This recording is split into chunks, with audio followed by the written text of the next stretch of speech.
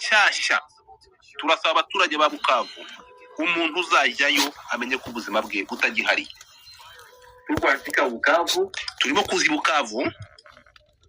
Colonel Nanga tukabomola ndio kichwa. Colonel Nanga turimo kumumena umutwe, tuzamumena umutwe. Waletea ndio kichwa wa Colonel Nanga ku sahani kesho pale ku meeting. Ejo muri iyo meeting izaba umutwe wa Nanga tuzawubahereza ku isahani ejo. Mwenye anaogopea kukufa, umuntu utinya gupfa asikui ntahagere. Mwenye ashapana maisha yake, wamaze gutanga ubugingo bwe cyangwa ubuzima bwe, aingie pale, azaze muri iyo nama ejo. Tunasema, turavuze ngo akusikia na wakuacha ache. Uwumva yumve, udashaka kumva byihorere. Merci. Murakoze cyane. Iyi ngiyi iba nabasubije inyuma gato, ndashaka kubereka mubanze mu bintu. Iyi ngiyi imbere yuko iba ejo twari twamenye aya makuru na kuri space hano, ndashaka kuyumva. Ejo hari indi mpuruza yaje iva Uvira tena.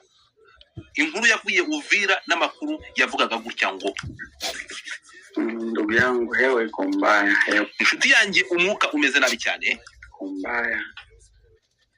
Unaona kama FRDC imepanga mapambano. Urabona ko FRDC irimo kwitegura urugamba. Imepanga mapambano. Irimo gutegura urugamba inaha. Jean-Pierre Bemba ndio walituma kome commandant operation. Jean-Pierre Bemba niwe bohereje nk'umuntu uje kuyobora urugamba muri Este. Ku bantu mutazi Jean-Pierre Bemba mugende mu murebe, uyu Jean-Pierre Bemba n'umwe ufite umutwe muze kunyibutizina muri Ituri cyangwa muri Bunia. Uyu nguyu ibye birazwi, uyu nguyu nakasa mutwe. Bibutse ko Jean-Pierre Bemba yabaye vice president wa Congo mu igihe imitwe yahuraga inama ya Sun City ivuyemo, ubwo Azarias Ruberwa yabaga vice president na Jean-Pierre Bemba yari vice president kuko abiragize ba vice president babiri. Reka dukomeze. Des opérations à Est. Niwe ugiye kuba komanda wa operation muri Est. Nanjo alishukia Bujumbura na basoda bamingi bakutoka Kinshasa. Amanukiye i Bujumbura n'abasirikari benshi cyane bavuye i Kinshasa. General nawe wa Burundi, le president wa Burundi ni general w'i Burundi ariwe president Neva, amempatia wengine basoda bamingi na wamuhaye abandi basirikari benshi, na bale basoda bote biko deja hapa Uvira, kandi abo basirikari bose bamaze kurandinga hano Uvira. Na ye Jean-Pierre Bemba iko Bujumbura. Jean-Pierre Bemba we aracyari hakurya Bujumbura. Mbibutse ko kuva Bujumbura Uvira ni 45 minutes ku bantu bahazi. Ni hamwe. Reka dukomeze. Na alikia na general mwingine kandi yavanye Kinshasa n'undi mu general umwe. General deje kwa hapa Uvira na basoda Beye komanda des opérations anaikalia Bujumbura. Uyu general wazanye na Jean-Pierre Bemba wari hano already Uvira n'abasirikari, kandi abasirikari bavanye i Bujumbura n'uvuga ngo harimo abarundi harimo n'abavuye Kinshasa.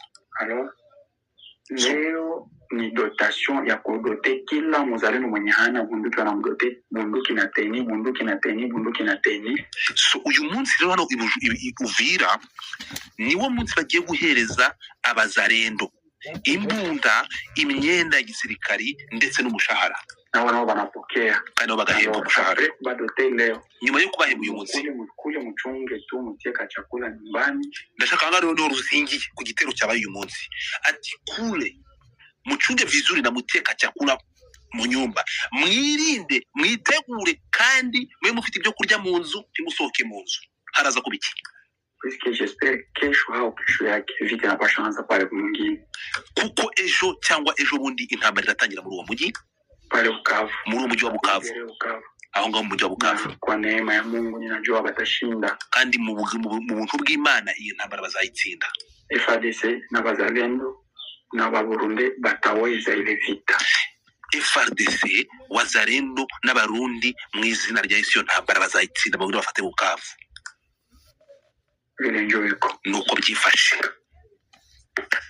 Ayo ngaya ni information iyi space twayikoze ejo, turabura abantu tubwira abantu ibyiyi audio yari ivuye Uvira. Mugende video yazanye nayo iri kuri platform nge nayishyizeho, muze kura ku makuru natanze ejo. Reka dukomeze. Bwana Oswakim wabyumvishe, nyuma y'ibi bintu bibaye utekereza ko ibi biganiro byari biteganyijwe izi ngabo hari amakuru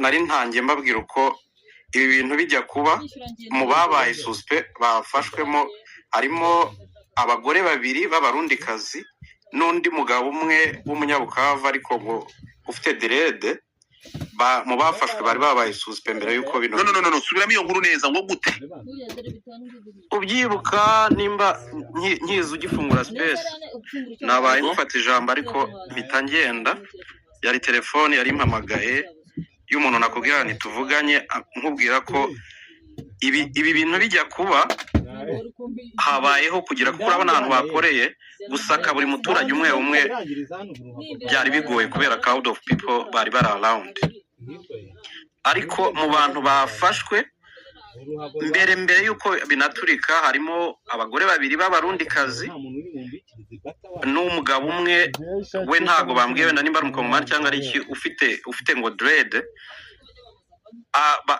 bagize gute bafashwe nabo bafite ibisasu kuko n'ibisasu byari birimo doa grenade muri kuvuga ibisasu ariko mukibagirwa ko uyu munsi muri eneo za M23 ibi bisasu bimwe birimo ibyo FARDC ikoresha ni ibisasu biri latest cyangwa se bisohotse vuba kuko mu ntwaro nyinshi zirwana muri Kivu ni intwaro Kisekedi yaguze vuba rero muri izi mesure de sécurité zafashwe cyane muri eneo za M23 bavuga ko nyine ari u Rwanda rwabikoze kubera ntuza zazo measuring bafashe zo kurinda ikirere ntago ibi bisasu bishyashya kubidetecta biroroha ariko ibi bisasu abarundi bakoresha n'ibisasu bimwe byagiye bibikwa harimo ayo magrenade zabaye amastim cyangwa se izindi grenade za kera biragoye kugira ngo babashe kugira ama GPS amenye ngo kirahana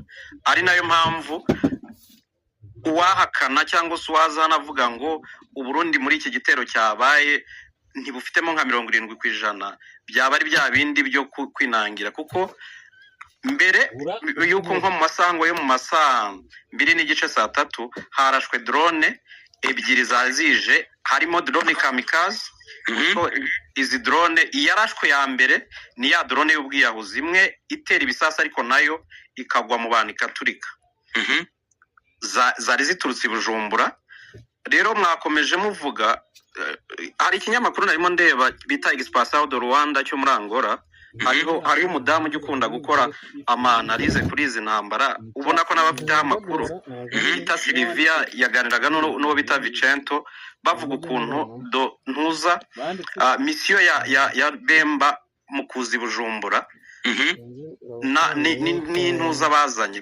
urabona Kisekedi ubwaheruka bambe nevu ubwaheruka kubonana na Kisekedi habayeho gutwana hagati yabo bapfa ubwishyu bw'ibyo yagombaga kwishyura noneho Kisekedi kubera ko akunde avoma hafi asa nk'umuntu wari umaze guta icyizere kuri Ndayishimiye ariko Jado aho ngaho mu bya tutete kujya mu nyemere tugaruke kuri iki gitero aho turaza ndashaka kukubwira ko iki gitero cyari ibibaye ari byo cyagena avugaga ni na pati ya Pole watu wa Bukavu babone ko ibibaye ari nk'Imana cyangwa se ari nko wenda nk'imbaraga turabivuga gutya abantu bakavuga hizi jambo gato nkunganire uhita ukomeza umva hano gato ku bantu ntabwo ruvuga ngo ndashaka mwumve umva indi message yatanzwe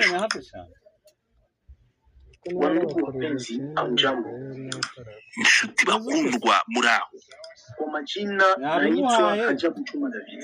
ku mazina nitwa Cyuma David ninafanyia hii video presentement sahi juu kujulisha juu mpango ya kesho mbakoreye iyi audio kugira ngo mbamenyeshe gahunda y'ibigerejo bizaba ku munsi wa 4 mouvement M23 na prévoir discours ya Corneille Nangaa mouvement ya M23 irimo gutegura inama cyangwa discours ya Corneille Nangaa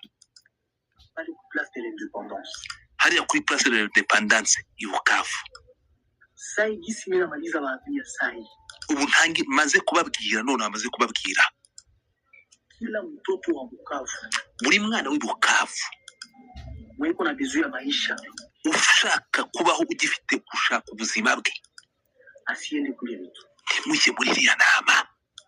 Ce n'est pas pour rien tunituma mu usiku.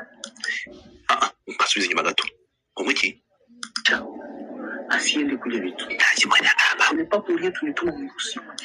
ubu niko tuba tugenda mu mwaka gatondo muri iri joro. Partager mu magroupe y'abetudiants.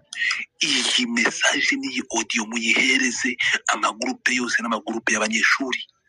Partager mu magroupe ya kanisa. Muyohereze mu magroupe y'insengero.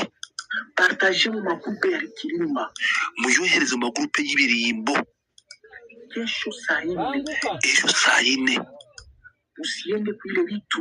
Ntimuzajye muri iriya nama. Juu ya nini?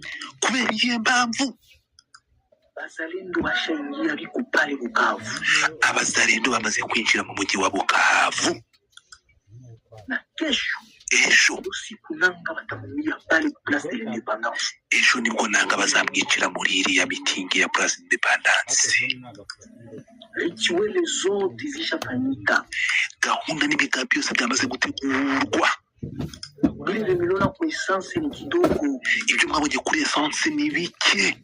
Kuri essence ni ku gace ko ni quartier yo muri Bukavu. Celui-ci va mourir demain. Ejo ni igihe cy'amakuba. Sasa pale kutakuwa ile kitu wanaita dommage collatéraux. Ejo hazaba icyo bita dommage collatéraux. Iyo mulienda basoutenir. Wewe wagiye kubafana cyangwa kubashyigikira. Utapigiwa masasi. Bahita bakurasa. Utakufa bure. Uzapfa. Mwananchi. Umutura usanzwe. Bakia kwako kunyumba batakuua. Gumi wawe mu rugo ni butazapfa. Bakia kwako kunyumba ule wa masikio nguvu aende. Sigari wawe mu rugo wowe ufite amatwi atumva uzahiyo. Mina bajulisha vile nirajia mtuma David mtoto wenu activiste. Ndabibamenyesheje ni njyewe Rajabu Cyuma activiste wanyu cyangwa activiste murabyumva neza cyangwa ijwi rya rubanda ryanyu. Afite n'idarapo rya Kongo. Mina j'ai toutes les informations pour sasa. Amakuru yose ndayafite. Il fallait qu'on négocie du tuisem. Bisaba kugira ngo tunegosie kugira ngo amakuru ndazwe. Inasemeka kila mutaenda kule baki kuna wasupport. Biravugwa kuzajyayo wese ejo azaba abasapotinga. Nilikakupata kulwako. Ibiza kukubaho akazi kawe.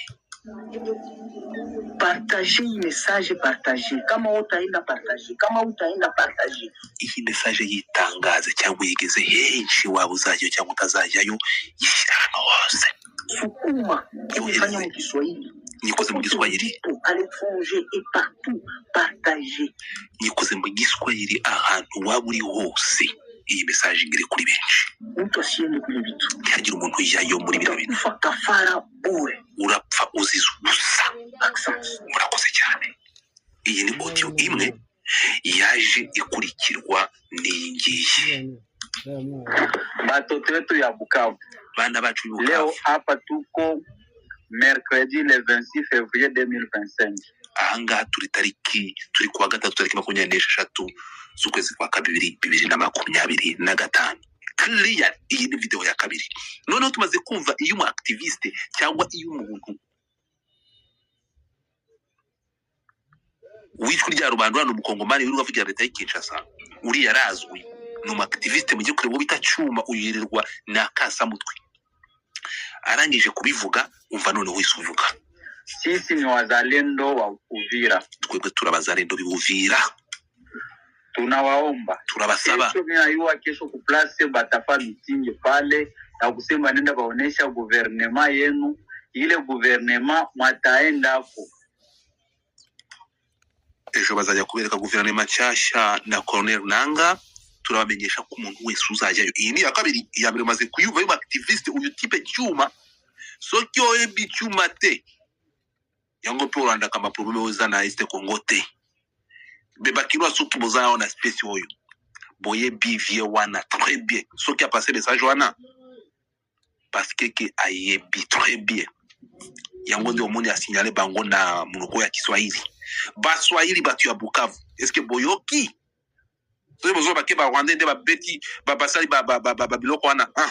ndenge nini soki omoni mutu wana ok so Juma déjà c'est combien infiltré peut a passer message oyo ayebisa bino ke bazarendo basoda ya Burundi ba FARDC bakozala na ville de Bukavu potika makambo wana tu bavantile wana bozo kiwe batu pona nini mwumve neza cyane ajue maisha yake tena hayi uzaje azamenye ko ubuzima bwe buri mu kaga tuko afika Bukavu turimo kuzi Bukavu Corneille Nangaa tuko bomola njo kitu nukuvuga ngo tumaze kumva Cyuma nona hatukumvishe nde umuzarendo noneho Cyuma kuma activiste w'umukongomani wirirwa yikoye idarapo rya Kongo ari Kinshasa none yabaye infiltré kugira ngo atangaze ko ejo abazarendo bazaba bari muri iyi nama kuko mu byumvishe tutapletea njo kicho wa Corneille Nangaa ku saadi kesho pale ku meeting tuzabazanira umutwe wa Nangaa ejo neza aho ngaho muri iyo nama mwenye anaogopea kukufa utinya gupfa asikui ntazazi mwenye ashapana maisha yake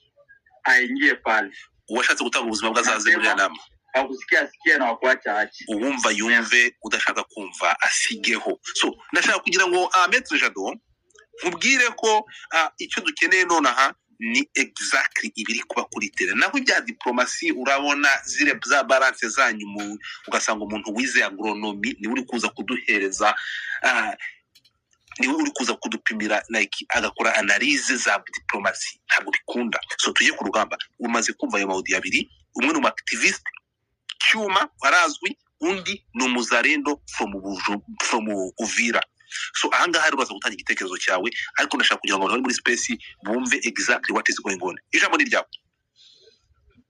Gatfa nimba ubyibuka nje nza hano gihostinga ntuza iyi space nabikubwiye nkubwira nti pole ku bantu ba Bukavu ariko bashima Imana ko ibibaye ntago ari skandal kubera ko idasanzwe mbivuge gutyo ni skandal ariko ni skandal idasanzwe mu gihugu cyase mu mujyi nko wa Bukavu umaze igihe kitaragera ku kwezi uvuyemo intambara kandi impamvu y'ibi ngibi ni fail yo kumva ko nta bantu bapfuye benshi ngo yaba MONUSCO cyangwa se indi miryango izi komite internationale zitwa ko zirengera abantu abakongomani bakiryamyeho ngo zisakuze nkuko zasakuje no kugira gute no kongera umubare w'abantu bapfiriye mu izi ntambara kuko niyo business yabo nakubwira nti ibibaye nibikeya ukurikije ibyari byateguwe kuko nari ntangiye nkubwira nti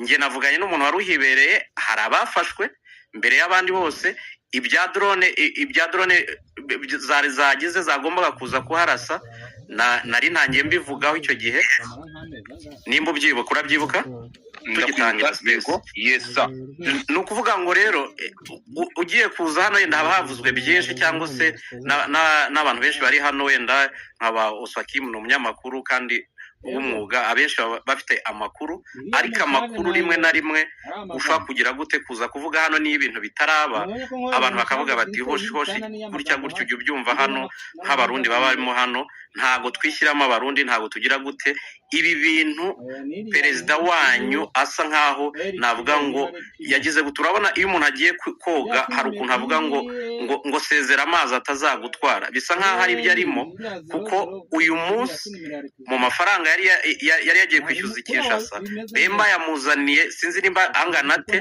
ariko asa nk'uwongeye kugaruka mu ntambara bundi bushya kuko ubu ibitero byose bigiye kujya biza bigabwa kandi bizajya bigabwa Bukavu niyo mpamvu abantu ba Bukavu bagomba gukanguka bakumva ko ntago intambara yabaye niko leta ya Kinshasa ibifata niko abarundi babifata ko ibyo bari bemeye abarundi kurinda Bukavu byarabananiye uyu munsi rero bameze nk'abantu bashaka kugira gute kuza kwiyahura niyo mpamvu uri kubona ibi bikorwa by'ubwiyahuzi kuruta uko bagize gute kuko hanabanje gutegurwa ejo mu masaha nyuma ya saa sita ko habaho organisation militaire yo gukuza gukora infantry kuza ku butaka ariko mu gihe babipangaga abazarendo bagomba bashaka guheza abazarendo bavuga ko batari buhezwe muri iyo ntambara kubera ko nibo barwana ku rugamba kandi bakimara kubona ubufaranga buke bari baba bayekesheje byose ejo nyuma ya saa sita bose bari babaye abasinzi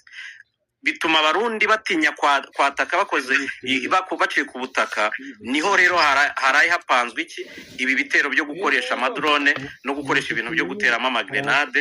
Ibyo nkubwiye ko narimo mbireba, nimba hari abakurikira barebe ikinyamakuru bita Expansao cyo muri Angola, Expansao do Rwanda. Hari umudamu bita Silvia n'uwo bita Vicento, nibo barimo gutatura ibi bintu byose, kandi bahereye ejo bavuga ko Bukavu iri ntuza iri targeted n'iki n'abarundi, kubera ko bashaka kugira gute, niyo ntuza yabo ni nkayo facture cyangwa se ni nkako cyo kintu cyo kugira ngo bishyurwe, aricyo Gisekedi yabatumye. So rero ibishoboka byose birakorwa, kandi nubwo bikorwa n'abo barundi n'ababa bari hano, wenda perezida wabo bayumva bitamureba, ariko biragwamo abaturage b'abakongomani, biragwamo abaturage b'abarundi, kuko ibyo bitero biza gukorwa ntago biza gukorwa naye n'intuza n'abantu baba bari mu nzego zo hejuru, ni inzego zo hasi, kuko abo bagiye bafatwa. Urumva nk'umugore ucuruza wicururiza bikaranga, kuko ababikoze benshi bagiye bazana ibintu bari gucuruza mu mifuka, nta nubwo bacuruza yena mu madobo, mu mifuka nibwo bagiye babasaka bakabasanga nayo magrenade. Ubyo nibyo nakubwiraga ko grenade hari arizo zigomba gukoreshwa, zino zitari latest, kuko ibiri latest amanuza ama GPS ari hariya